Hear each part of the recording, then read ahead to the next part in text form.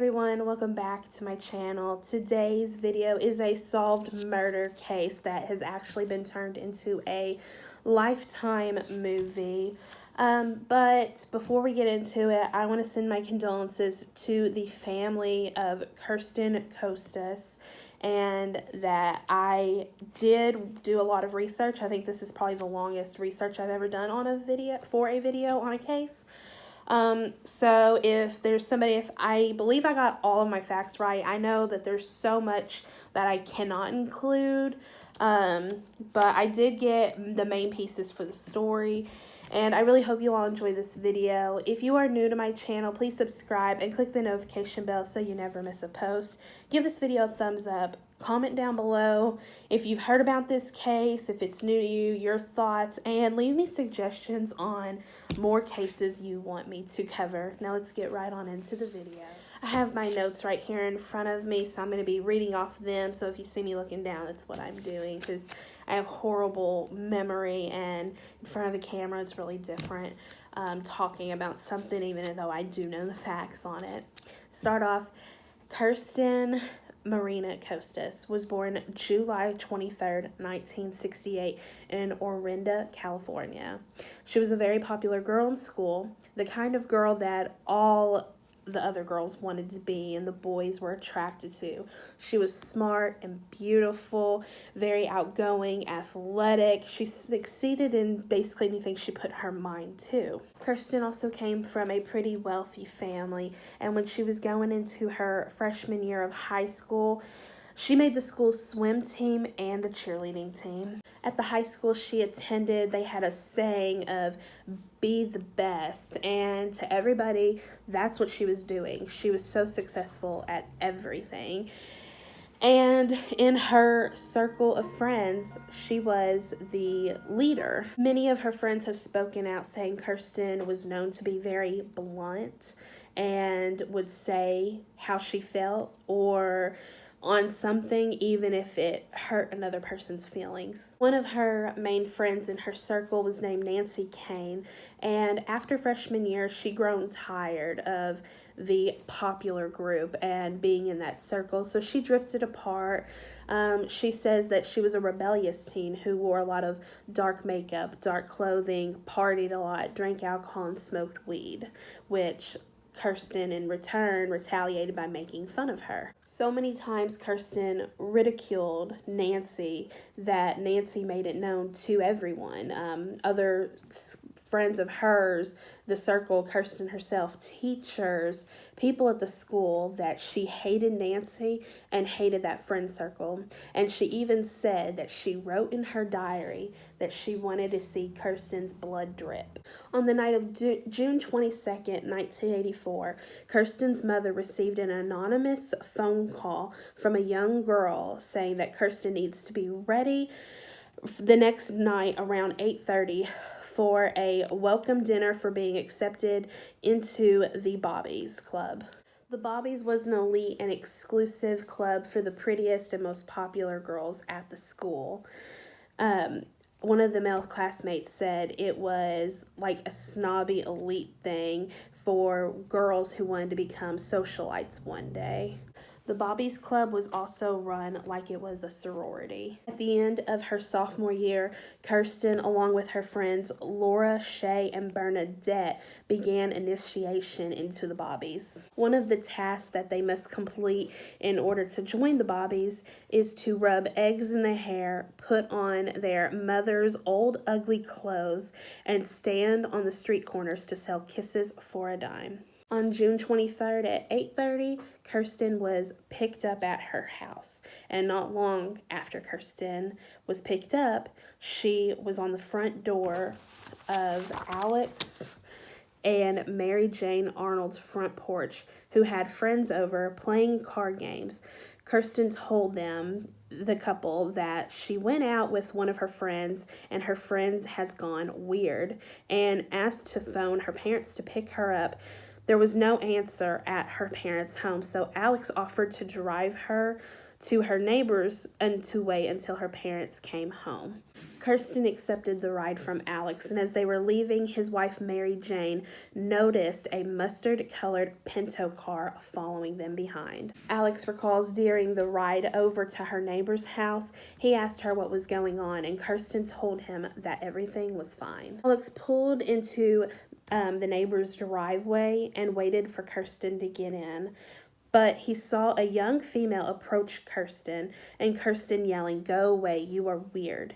He thought he was witnessing a fist fight, and the female ran back to her vehicle, which Alex proceeded to follow. Kirsten's neighbors were in their kitchen and had heard yelling from the front, so they went and opened up the door, where they found Kirsten staggering, pleading for help, and that she has been stabbed. Arthur Miller, her neighbor and owner of the house, he had held Kirsten when she fell into his arms on his front porch. He consoled and prayed with her while they waited for paramedics to arrive. Alex arrived back to Arthur Miller's home to let them know that he had lost track of the vehicle. And when he arrived there, he arrived around the same time as Kirsten's family. He saw Kirsten in the back of an ambulance truck. The street was filled with fire trucks, police, and ambulances. Kirsten was taken to the local hospital at 11:02, and when she arrived, they had declared her dead. She had been stabbed 5 times into her upper body. Police questioned over 300 people, including Kirsten's friends, classmates, and other members of the Bobbies. They had searched over 750 Pintos in the area and investigated thousands of tips they had received. They began questioning Nancy Kane, who said on the night of her murder, she was at a movie watching Ghostbusters, and they asked her parents if she could take a lie detector test, and they declined. Orinda was such a small city that rumors began flying everywhere, and everyone believed that Nancy had done it. Police kept getting dead ends everywhere they looked, and they decided to call in the FBI for more help. FBI agent Ronald Hilly was sent in, where he reviewed everything that they had on the case so far and had a specialist do a personality profile of the killer. It came back saying the killer belonged to a Catholic middle-class family with 6 children and a friend of the victim. Really specific to me. I really wish I knew how they actually did those profilers, because I find it quite interesting, because in this case, the profile matched the killer to an exact T. Ronald went back through all of the interviews with the Bobbies and her classmates and friend group when he had found a match. The match he found was a girl named Bernadette Proddy. She was in the Bobbies Club with Kirsten, and she came from a middle-class family that attended a local Catholic church. She had many friends, made good grades, but she always felt that she came up short. She tried out for cheerleading with Kirsten and did not make the team. She was also turned down for a yearbook committee and the Atlantis Club. Jessica Grant, a friend of both Kirsten and Bernadette, remembers Bernadette being extremely upset that she did not make the cheerleading team. But as most people would be, I tried out for cheerleading and I didn't make it either, and I was upset. But Jessica remembers her obsessing over not making the team. In Bernadette's original interview with the police, she told police that she was babysitting the night of Kirsten's murder and even passed a lie detector test. Bernadette had also had her mother believing that on the night of the 23rd she was babysitting. Now, remember, they were both 15, and you cannot technically be driving a car with a permit until you're 16 with your license. She did have a permit, and she was able to convince her mom to leave the car for her so she wouldn't be scared. And they did not live far from the house that she was supposedly babysitting at. So her mom dropped her off, left the car there so Bernadette could feel safe, and walked home, where Bernadette took the car and picked up Kirsten. Ronald wanted to check Bernadette's alibi, and when he asked the family she was babysitting for, they had said no. Bernadette hadn't babysat for them in over a year. Ronald called for Bernadette to come back in for more questioning, and when they told her they knew that she wasn't really babysitting, she had shown no emotion. He decided to then read the profile of the killer that they had labeled out, and she said, "It sounds a lot like me," and that's in quotes. Bernadette asked the officer, "Well, do you think I did it?" And he responded, "Yes, I did." She kept insisting that she did not kill Kirsten, and they ended up releasing her to go home. They had circumstantial evidence, but not enough to hold her. Bernadette knew that the police were close, so on December 11th, she wrote her mother a letter before school, told her mom to read it 30 minutes after she left. Her mother sat down, set a timer, sat down to read the Bible and pray like she does every morning, and when it went off, she read the letter. Bernadette confessed to her mom of killing Kirsten.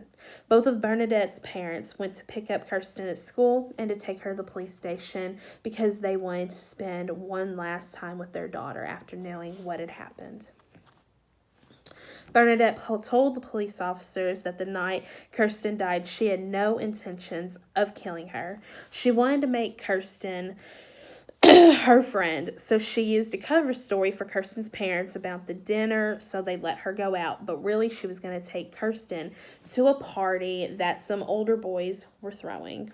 She says Kirsten agreed to go, but first that she wanted to smoke a little weed and offered some to Bernadette, and when Bernadette said no, she called Bernadette weird. Then Kirsten got out of her vehicle, and Bernadette said from there she had a out-of-body kind of experience to where she needed to change Kirsten's mind and not tell everyone that she's weird. There was a trial held to see if Bernadette would be charged with first or second degree murder. Gina, Bernadette's sister, testified that she kept a knife in her car to cut veggies on her lunch break while she was at work. After the trial, Bernadette was charged with second-degree murder and sentenced to 9 years in a maximum security prison. After 7 years, Bernadette was 23 years old at this time. She was released, and now she has a new name and a new identity and has relocated, which new name and new identity is the same. I have many thoughts on this. I'm going to go with what I believe, and I don't want to offend anybody that if, comes across this video of her family or friends or even her herself or anything. I don't want to offend them. These are just my own thoughts and some theories that I had also saw. But my thoughts on the situation, I do think that she premeditated the murder. I think Bernadette was, in a way, bullied by Kirsten because in articles, I saw something about a ski trip that the girls took, and Bernadette was upset because she had saved a whole lot of money from babysitting, and she still had to go to a thrift shop for a ski outfit, and that Kirsten kind of poked fun at it, made fun of it, and I had also seen that people say in the friend group that Kirsten did not really like Bernadette, and Bernadette wanted her to like her, she was obsessed with Kirsten. I also saw where Kirsten, or that Bernadette had a crush on Kirsten, and it was kind of, back in the 80s, being a lesbian was not fine at all. And if that was the case, then maybe when Bernadette picked Kirsten up and how she told Alex and Mary Jane that her friend had gone weird, maybe Bernadette was trying to hit on Kirsten and Kirsten was not into it. That makes a whole lot of sense to me if that was the case. But I do think that, how Gina testified, Bernadette's sister, that she keeps a knife in her car to cut her vegetables, That doesn't make sense to me. I mean, you would make your lunch before going to work and you'd cut your veggies at home. I feel like Gina said that just to get Bernadette a lighter sentence, because there's a difference in first and second degree murder, and that might have really helped in Bernadette's case. But I think Bernadette grabbed that knife from their kitchen with the intentions of hurting and killing Kirsten if Kirsten didn't change her opinions on Bernadette. And that's just my true thoughts about it. Let me know your thoughts down below in a comment on this case. Like I said, I want to send my condolences to Kirsten's family, friends, and loved ones. And I want to make sure that nobody is offended in this video. I just wanted to put that out there. I hope you enjoyed this video, and if you want more, let me know down in a comment below, and I will see you all next time. Bye.